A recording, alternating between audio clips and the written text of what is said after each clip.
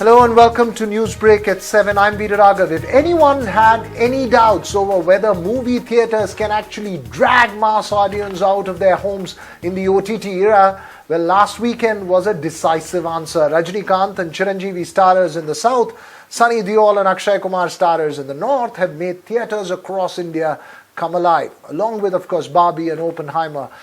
The collections are a historic high according to industry estimates, never before seen numbers. We'll now be joined by Girish Wankade, industry analyst. He joins us from Mumbai. We'll also have Sridhar Pillai from Chennai as well as Stuti Sardana from Mumbai join us in a bit from now. But first to you, Girish. Obviously, it's massive run at the box office, at the theatres. What does this mean for the Bollywood film industry per se? Because it wasn't having very good times before this. Yeah, this is a wonderful, wonderful time for all of us because we have never seen such a massive record-breaking weekend in recent history. When a Multiplex Association of India and a Producer Guild of India, they release a press note saying that this weekend, which generated around 390 crores weekend box office, it is humongous. And then again, it was Monday and Tuesday. On Tuesday, another collection which added to 390 crores was almost 185 crore. So in 5 days, if our industry is generating approximately 575 crores, then this is something which we can say that people still love the larger than life experience of cinemas. They love cinemas. We are middle class in India. We love to go cinemas with our family, and such great content where you have Akshay Kumar and Rajnikant and then Sunny Deol and then Chiranjeevi serving you with the best of the abilities. And then the content is, when we say the content is king, almost every great content consolidated in 1 week and we can see the result. It's such a heartwarming and mind-blowing result that now we are all upbeat. Okay, but Girish, is there a lesson that one can take? Obviously, it's too early to call it a trend. This could just be an exception and not the rule, for the theatres per se. But there's been a lot of talk over the OTT era, what happens to theatres. Look, it's not about one hit, right? This is like a coordinated strike by 4 or 5 stars, including Hollywood's Oppenheimer and Barbie coming together, all coming together at one time. What does the theatre owner and the theatre industry learn from this? Exactly, this right time is for their introspection. They should know that people still want to go to cinemas. So there are two major verticals. One is the filmmaker who need to give us the great content, and second is the exhibitors who need to have a reasonable pricing. If the pricing is right, then people will spend. But that spend should be worth of the content. So right now, at this juncture, both have clubbed in such a wonderful way that we have great content, and then the pricing was right, and then it was weekend.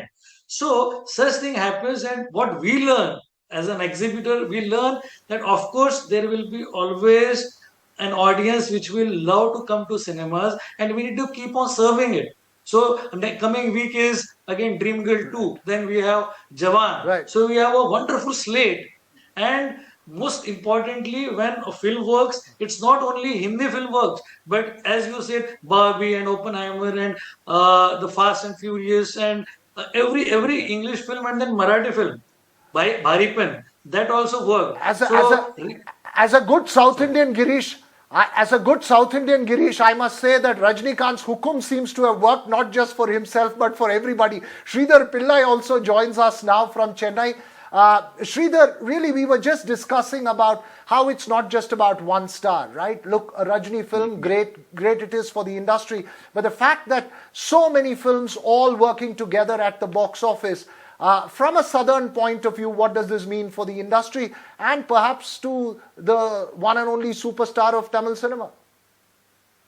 Yeah, it's been phenomenal. I would say it's just unbelievable that Mr. Rajnikant has made such a huge comeback. Remember, 2 years back, his Annate didn't do that well at the box office, and people had written him off. This is the biggest comeback in the history of cinema, I would say, because for a 72-year-old man to do over 350 crores in the first 6 days is just unbelievable. Hello. Yeah, it's Can you? unbelievable, you say. But in terms Yeah. of going forward for the industry per se, and we're talking of, I was just asking Girish as well about the OTT era. How Yeah. much, I mean, is there a formula that one can take out of this? Because this is a No. record Yeah. number according to what we understand. We've not seen this kind of historic, Yeah. Oh. collections ever. Is there a formula that one can take? What's the learning from this? See, Correct. people, as far as I can see, people are going for big films, big cinema, big. They want something on the big screen. They don't want the OTT type of films. And this is the youth-driven movie industry. And if you see, you mentioned Oppenheimer and Barbie. Oppenheimer has been phenomenal because it's released in 24 IMAX screens in India. And the collections in IMAX for Oppenheimer is almost 50% of the total gross of the film in India. So they are going for new technology. They want to see it on a big screen and other things. Hello. Hello. Okay, as you say that, Sridhar, yeah, go ahead, Sridhar, I can hear you. Yeah. So they are going for the big screen entertainment. That's the idea that one gets. Hello. Okay. Hello. That's the idea. You just did a Yeah. rotation. I That think you open. were following the Rajnikant. You Yeah. you were following the Yeah. Rajnikant formula. Looks like you were doing a about turn on screen here with us. Okay. No problem. Now, is it okay now? Is it Yes, it's okay? perfectly fine. Go ahead. Okay, so what I'm saying Yes. is people are paying money, and you buy a film today, the tickets are so expensive, and they are paying money and seeing an Oppenheimer at 500 rupees at IMAX. So they want something new. They are looking for some new experience on the big screen. They are looking for bigness. If you really see, the Rajnikant film has done extraordinary. Gadar 2 has done well in North India. But Rajnikant film is uniform across the world. And also there was a sympathy wave for Rajnikant, I would say, because his last film did too well. And there was also some kind of trolling against him that he's too old and all that. But at the end of the day, he has delivered the biggest hit. And the way it's doing in North America and overseas is unbelievable, the kind of collections that it is bringing. So people are definitely will go to the theater if there is something new. I believe content plus the star is important. If you mention all these films, all of them have big stars and big casts. Well, I don't know why the small films are not really doing well as far as because they people feel that after 3 or 4 weeks they can watch it on OTT. But to get that first day, first week sort of feeling when you watch a Rajnikant film, see the kind of collections in Chennai and entire. I'll take Kerala for example. Kerala was never a Rajnikant portrait, but there the film has done extraordinary business in 4 days. It's done 24 crores. Of course, Mohanlal is there, and in Karnataka is also it's doing well. But the most important thing is Jailer's dubbed version in Telugu has done better than Chiranjeevi's movie, which is an original Telugu film. Okay. Okay, that's a southern conversation to take. An original Chiranjeevi Telugu film not doing as well as Jailer's dubbed version. But Girish, what does this talk about cinema per se? Obviously, look, none of these are really critically acclaimed films. And I'll come to Sridhar as well, because I'm not sure that Jailer got really great scores as far as the review and the critic is concerned. What does this tell us about what is needed of that mass cinema, something that drags you out of your homes into the theaters? There, I will say it's a complete entertainment package. We need to go to cinema for a larger than life experience. We need to understand that for the content driven cinema or the cinema which is a modest cinema, we have already OTT for that. But for Gadar 2, I can't resist. I have to go to cinemas because it's a larger than life experience. For any film, for Pathan or for Rocky or Rani ki Prem Kahani or Satya Prem ki Katha, these are all films which are having a great production value. So for such films, then we are talking about Rajnikant's film. So he is being worshipped not only in South but across the country, across the globe. So even in our Aurora cinema in Matunga in Mumbai, there were devotees of Rajnikant who were having garlands in the first show of the film. So that euphoria which needs to be created in cinema is very general. They don't want to get into a very serious zone. They want to have a complete family entertainment package. And for that, they need an outing. For outing, middle class, will always prefer to go to cinema halls where we can have a pure, clean entertainment. Okay, is there a learning for single screens versus multiplexes, Sridhar? Obviously, down south we have a lot more single screens as well. Is there a learning there, or is it just across the board trend that people are flocking the theatres this weekend? First, I want to say the more number of people view a film. I'm not speaking about this specific instance. More people view, on an average, I believe 3.5% of people see a film a year in South India compared to some 1% or 1.2% in Northern India. So cinema is the biggest form of entertainment, and especially the star-laden one. With the kind of fan base the South Indian actors have, they get a phenomenal opening.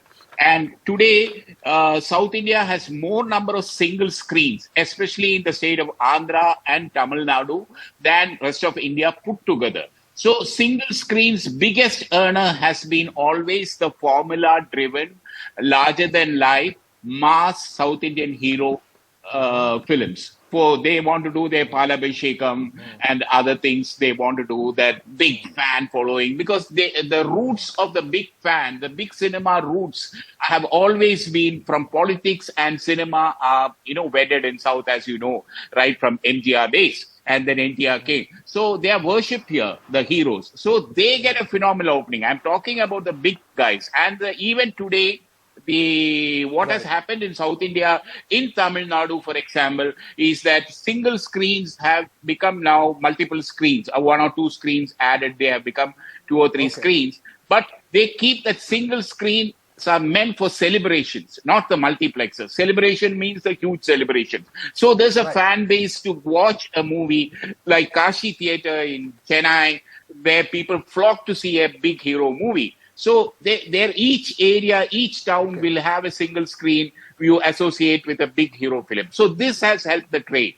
And also you should understand the South Indian film business is totally driven by the big star films. Anything we? South Indian cinema, obviously culture, it brings the fascinating cultural context as well between the South and the North. But thank you so much, Girish and Sridhar. Obviously, people are flocking to single screens and multiplexes this last weekend. And if ever there was an OTT versus theatre battle, I think the last weekend was firmly in favor of the theatres. Will that trend continue? We don't know. But for the moment, this weekend was with the cinema theatres. Thank you too for joining us from the dream rush at the box office now to the nightmare traffic on Bengaluru's roads. Can it be solved ever? And how much are we losing each day because of it? A recent one-of-a-kind study calculates the losses, and another study identifies the exact bottlenecks in the city. Pratibha Raman hits the roads to find out more. Time loss, fuel loss. Bengaluru and its traffic. Bengaluru may boast of at least around 60 functional flyovers and 5 national highways, and yet this IT capital has incurred a loss of around 20,000 crore rupees. And how? Traffic expert M.N. Srihari and his team analyzed and converted delays, congestion, fuel loss, time loss into money based on salary and more. Expansion of the IT sector led to a whopping population growth of 14.5 million and vehicle population of approximately 1.5 crore. The Institute for Social and Economic Change, ISEC, conducted a survey to identify 10 bottlenecks in the city, from Silk Board to Dairy Circle, as well as Hebbal and Hebalia. Let us take you to the top 3 bottlenecks in Bengaluru to give you a fair idea of what is bumper to bumper. One of the notorious junctions is the Silk Board, alternative routes recommended by ISEC. Hebbal Junction needs redesigning. Segregation of vehicles suggested on the existing flyover. Tin Factory, infamous for bad roads and jaywalking. Maintenance and penalty recommended. ಈ ಯಶವಂತಪುರದಿಂದ ಆ road ನಿರ್ಮಂಗಲದಿಂದ ಬರುವಂತ national highway, Ballari national highway, Kolar ಇಂದ ಬರುವಂತ national highway ಮತ್ತು ಹೊಸೂರಿಂದ ಬರುವಂತ national highway, ಮೈಸೂರಿಂದ ಬರುವಂತ highway, ಇವೆಲ್ಲ ಕೂಡ ಕಂಜೆಸ್ಟ್ ಆಗ್ತದೆ. ಟ್ರಾಫಿಕ್ ಬಹಳ ಕಂಜೆಷನ್ ಆಗ್ತಾ ಇದೆ. ದಿನ ದಿನ ವೆಹಿಕಲ್ಸ್ ಕೂಡ ಜಾಸ್ತಿ ಆಗ್ತಾ ಇದೆ. ಯಾವ ರೀತಿ ನಾವು ಈಸ್ ಔಟ್ ಮಾಡಬಹುದು ಅಂತ ಹೇಳಿ ಅನೇಕ ಚರ್ಚೆಗಳನ್ನ ಸಲಹೆಗಳನ್ನ ತೆಗೆದುಕೊಂಡಿದ್ದೇವೆ. Unending traffic jams define the aspect of daily life for Bengaluru residents. Reduce, scrap all old vehicles, 15 years and old vehicles, you need to scrap them down, control the traffic. Very bad, it's very bad. Nowadays I don't even take the car. I try to go by public transport, but nevertheless even there I get stuck. Karnataka government has invited proposals from several companies, including one from Israel, for construction of tunnels as well as flyovers to ease traffic. Meanwhile, it's high time Bengaluru commuters realize that roads are for vehicles and footpaths are for pedestrians. With camera person Kumar, Pratibaraman in Bengaluru for NDTV. So what can be done about Bengaluru's traffic? I'm already dreading my drive back home here.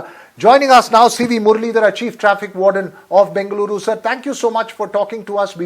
We've got these two very interesting studies, one which identifies bottlenecks in the city, the other which has deeply studied the amount that's lost as far as traffic is concerned. Is there something of a solution that can be done, which can be implemented now, that can possibly have immediate impact on the roads of Bengaluru, sir? Yes, sir. Accidents are always avoidable. Only thing is the road user need to behave responsibly, and the who are willfully violating the traffic rules need to be educated. Yes. Sir, as far as the traffic snarls are concerned, most of us are extremely worried about taking the road in Bengaluru because you are stuck in traffic jam after traffic jam. We are world famous for it. There are studies that have come out. Is there something that can be done to solve this problem without, I'm talking of something that can be implemented, let's say today, that can solve the problem in, let's say, 2 weeks' time, at least in some bottlenecks? Yes, carpooling and using public transport is one such method, sir, to avoid these snarls.